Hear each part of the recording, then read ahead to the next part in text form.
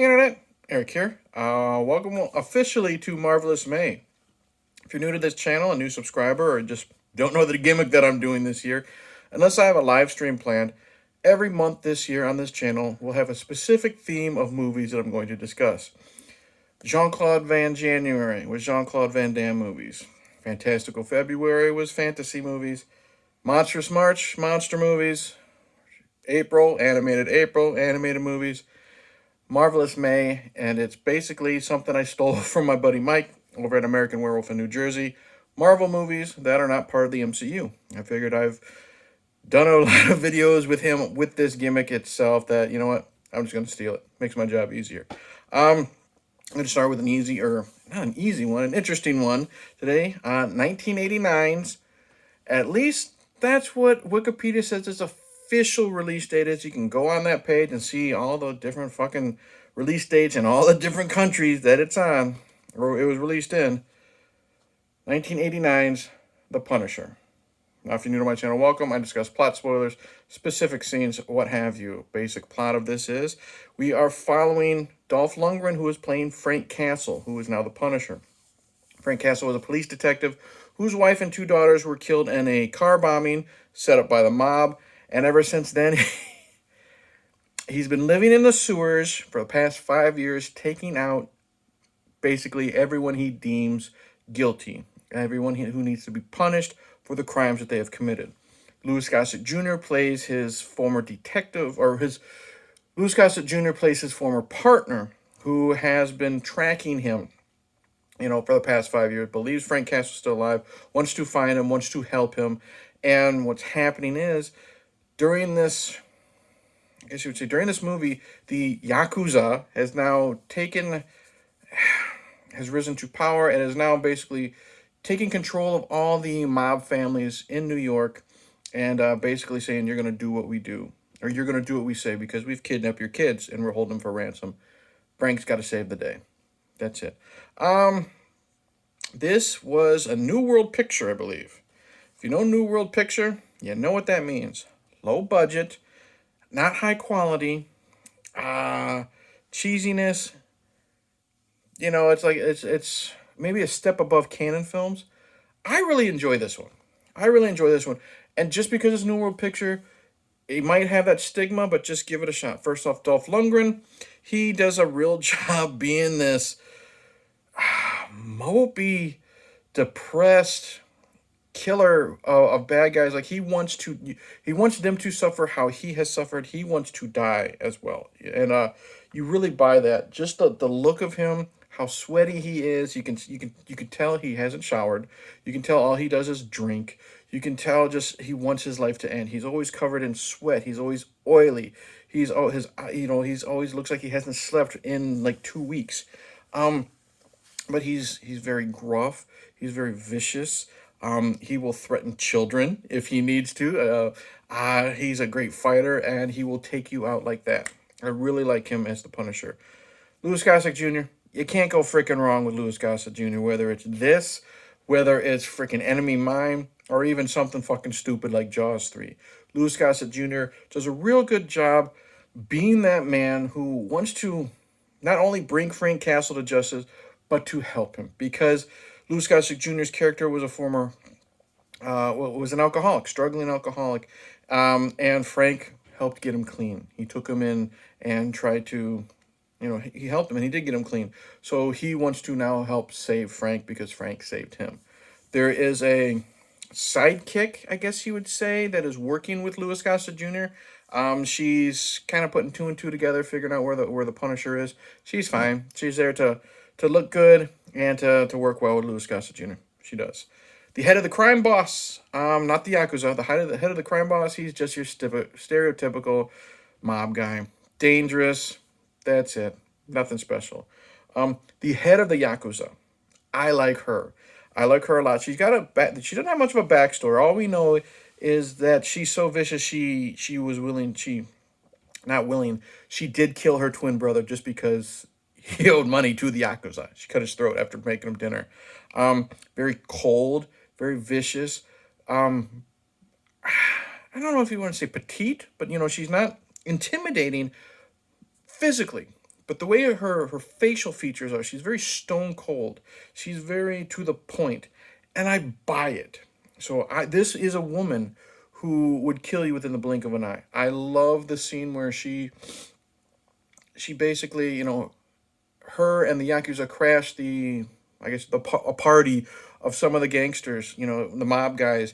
And after taking out everybody, there's like three left, and he says, "Go ahead and kill us." I already have. She poisoned their champagne, and the way she just picks up the champagne glass and just kind of makes that ringing noise around it. She's awesome. Her sidekick, I guess you would say, or her muscle, this blonde chick, she's really fucking cool. She is the one that'll get in your face, kick the shit out of you. There's a great scene with her, this, the blonde fighting Frank in the, I guess you say, the finale, as Frank's trying to rescue the son of the mob boss. She is kicking the shit out of Frank with her martial arts, stabbing him in the legs with knives. I love how she has pointy earrings that she uses as blades. She's throwing them at people and taking them out that way, kind of like Bullseye. But she's cutting him up. She's doing this and that, and it's a great fight. And Frank, honestly, she's got these blades that come out of her boot, and she's slicing because Frank's got her in a chokehold, and she is still using her leg to kick and scratch at him until he just snaps her neck. Great fucking fight. Let's get to that. The action. It's so over the top. There's one scene where Frank, after he's found out that the Yakuza has kidnapped all the mob bosses, he doesn't give a shit. But he's got a sidekick named Shakes, who is this drunk, homeless dude who used to work the stage doing Shakespeare. I like this guy a lot too. He's the comic relief who's not like overbearingly stupid and annoying. He has a heart. He's Frank's heart. Frank doesn't give a shit that these kids are kidnapped. Shake says they're children. The Yakuza's not going to give them back. They're going to be sold into slave labor. Do what you need to do. Do what must be done, type of thing. And he is, like I said, he's Frank's conscience. He's the Jiminy Cricket to the Pinocchio, and I love it. And he helps get in on the action. Like, he can't fucking fight, but he helps with the explosions and stuff like that. He hears things, tells Frank what he needs to do. I liked him a lot. What was I saying? Oh, Frank finds out the kids are going to be sold into slave labor.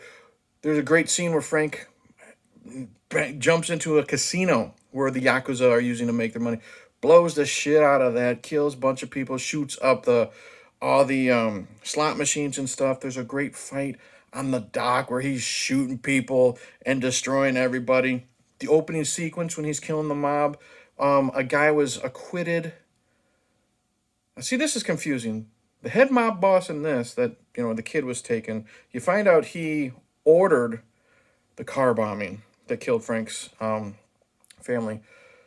But in the opening sequence, a gangster is acquitted of the car bombing. So I don't know if the guy that the kids kidnapped ordered it, and then the guy in the beginning, he did the car bombing. Anyways, the movie starts out, the guy who did the car bombing, he's acquitted. Frank sneaks into his house, kills everybody, blows it up. Great action sequence. There's a great sequence where he rescues the children. And it's this bus chase. So good, so intense. I loved it. And again, this finale,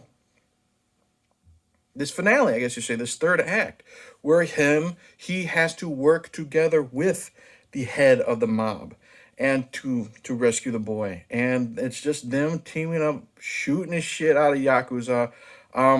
And it's great. And then there's a final confrontation because you knew it was going to happen between Frank and the mob boss. And it doesn't end well for the mob boss. And what I meant by Frank, how he doesn't give a shit, he'll threaten kids, is he kills the mob boss in front of his son. And the son's going to shoot Frank. He's gonna kill him. And Frank just gets down on his knees and he basically says, "Do it. Do it." Kid won't do it. Frank says, "Grow up. Be a good man. Because if you don't, I'll be there waiting." So he's threatening the little kid. He's saying, "You know what?